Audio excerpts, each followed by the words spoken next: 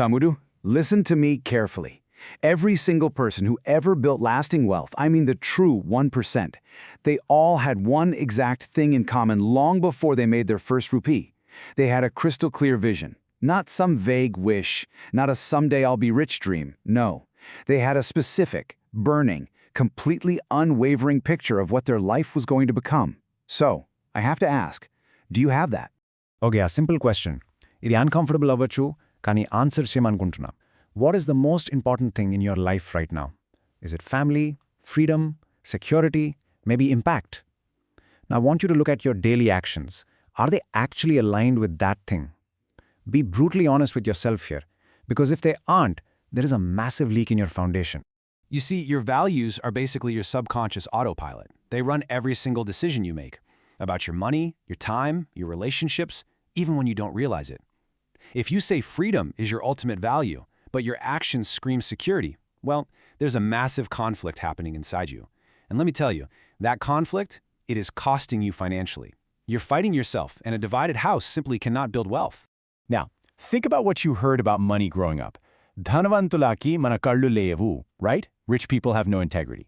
Or maybe, money is the root of all evil. Or, we just aren't that type of people. Listen, those sentences, repeated thousands of times in your childhood, they became the invisible architecture of your financial life. If that foundation is cracked, I don't care how hard you work, you cannot build an empire on it. Let's just expose these limiting beliefs right here, right now. The 99% truly believe money is the root of all evil. But the 1%, the wealthy, they know money is actually the root of all good. Money is what funds impact. It builds hospitals, it accelerates great causes, and it feeds the hungry. You have to embrace making lots of money so you can give lots away. It's literally just a tool that amplifies your ability to serve the world.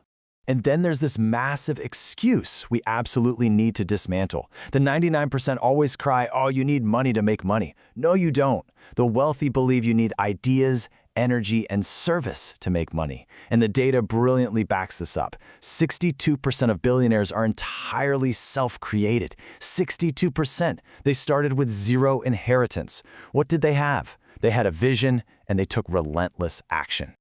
Then there's the ultimate complaint of the masses. The system is evil and corrupt. But the 1% see it completely differently. They realize the free market system is just an amazing mechanism for quantifying value. It beautifully balances your own self-interest with serving humanity. Even ancient wisdom like Chanakya Niti tells us that wealth naturally flows to those who generate value through righteous action. If you provide a solution, the system will reward you. It's that simple. This actually brings us to a core truth explored in Rob Moore's book, Money. The absolutely crucial realization here is that money does not change who you are. That is a complete myth. Money simply exaggerates and amplifies the exact traits and beliefs you already have. If you are a generous person, money makes you a massive philanthropist. But if you're fearful, it just makes you way more paranoid. So how do we fix a cracked foundation? We move from philosophy straight into hard science. Your vision is not just some cheesy motivational poster. It is a literal neurological targeting system. We are blending ancient focus techniques with modern human biology right here. Because your brain's goal-seeking mechanism, it can only hit a target it can clearly see. Enter the reticular activating system, or the RAS. At any given moment, your nervous system is bombarded with something like 8 million bits of information. 8 million! You would literally go crazy if you had to process all of that. So your RAS acts like a bouncer. It filters out the vast majority of it and only lets in the specific images, opportunities, and goals that you have primed it to look for. If your goal is vague, your brain literally filters out the very opportunities you need to achieve it. This is exactly why Olympic athletes visualize their races down to the millisecond. This is why the Bhagavad Gita says you must fix your mind entirely on the goal. Your inner, most tangible thought becomes your outermost reality. It's a scientific fact. Your brain has to clearly see the specific target in order to physically find the neural pathways to wealth. Let's look at the exact sequence of how ethereal spirit, a simple thought, actually becomes physical money. It always starts as a thought. That thought then forms an idea. From there, you make a firm decision. Then you take relentless action, and finally, you get a result.